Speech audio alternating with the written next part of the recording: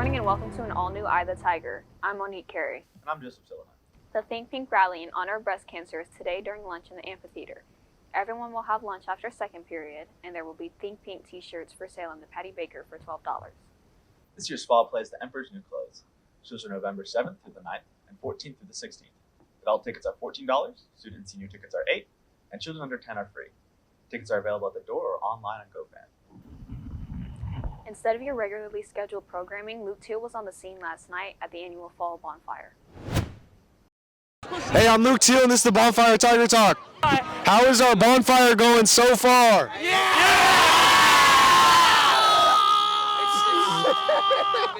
It's been pretty chill so far, I should say. All right, what has been your favorite part?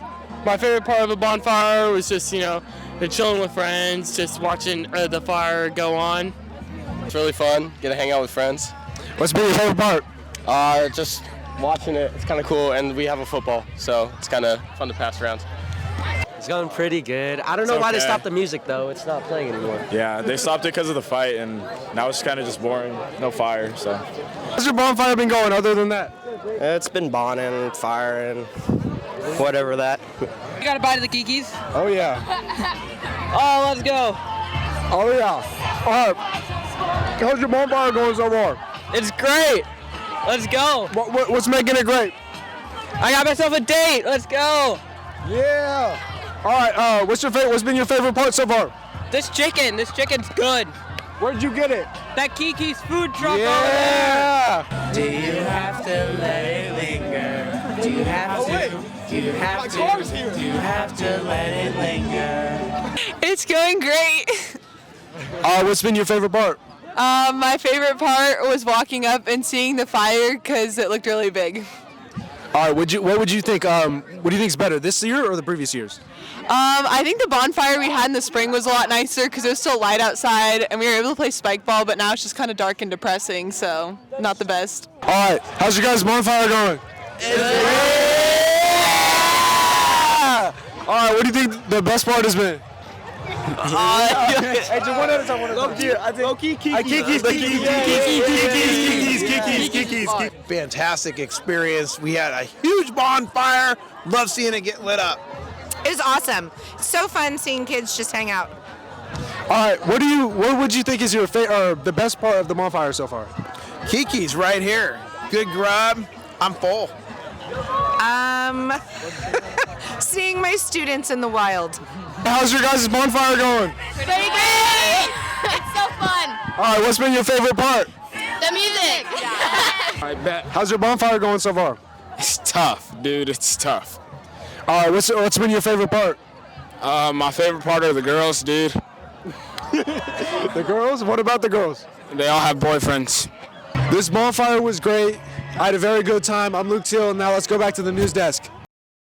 Thanks, Luke. And now we go back to regularly scheduled programming with sports. Good morning and welcome to this Friday's edition of EOTSN. I'm Tyler Ritter.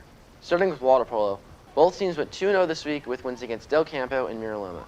This was the team's last game in our home pool with new renovations coming up next year.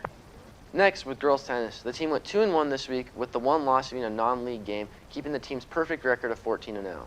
In other sports news, last Saturday, junior Melissa Peterson set a school record for the cross-country 3,200-meter race. Well, this one was more of a track race than a cross-country race because we were running just on the track. So it was easier to run faster since we didn't have all the hills and the varying terrain. Girls volleyball went 1-0 this week with a 3-0 win against 12 Bridges. The team finished with a record of 12-0. Tonight, football plays 12 Bridges for a chance to clinch league and join girls water polo, girls tennis, and girls volleyball in being FVL champions.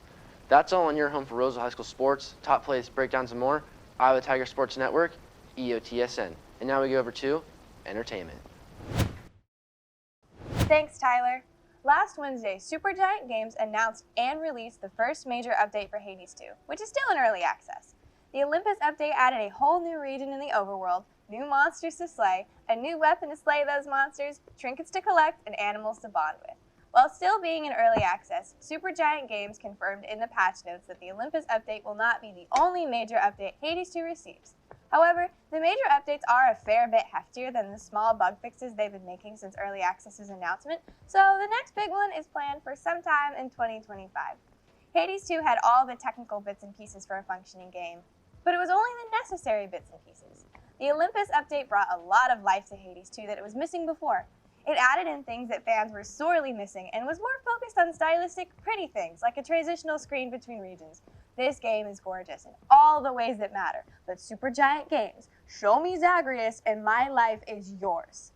In other news, the hype for Tyler the Creator's Chromacopia continues to build as he announces a world tour for the release of the album and posts lyrics to Noid, a song on the album. Lil Yachty and Paris, Texas are his openers on this tour, according to the poster that used to be on his Instagram. Many fans are speculating that Frank Ocean makes his return with the release of Chromacopia, and if he does, I swear, I will become an entirely different person. If somehow, in the grace of God, you can get down to LA, Tyler the Creator is playing the entire album at the Intuit Dome. Sort of. The event is $5 and he will only be lip syncing, no performance. Tickets go on sale for this event today at 9 a.m. for pre-sale and 10 a.m. for general. That's all from me. I'm Alyssa Davis, and now we go back to news. Thanks, Alyssa. An RJ senior with dreams of fashion school upcycles clothes in her free time. Go to Paige Arnold with more. RHS senior Eliza Jensen has found a way to creatively reuse and upcycle clothing as a fun hobby. I've been making clothes for about 6 years. Kind of around when I was 12, I started teaching myself how to sew and making my own patterns and designs. I kind of like go with my own thing, like do my own style. I would say I lean a little more towards streetwear, but I kind of just like want to make my own style. Altering clothes for herself and others, Jensen has opened her own Depop shop to sell her own designs.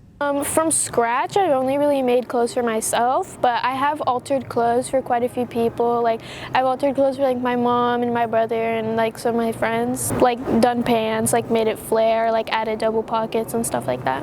Residing from Los Angeles, Jensen gained most of her inspiration from her hometown. I mean, I've always been into fashion, but I'd say living in LA where people like tend to dress up more, like did like make me feel like free to dress how I wanted, and I would say yeah, in a way it did.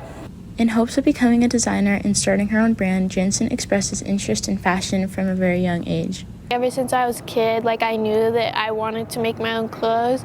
But like honestly, like growing up, like I would always watch like the red carpet stuff for like award shows and like the Met Gala, and like I feel like that really like made me love fashion. I really want to go to New York since it's like known for fashion and they have like the top fashion schools there. So far I've applied to 3 there. I've applied to the Fashion Institute of Technology. I've also applied to Parsons and Pratt Institute. Thanks, Paige. That's it for us today on Eye of the Tiger. And remember, we're always on eyeofthetigernews.com. See you next time.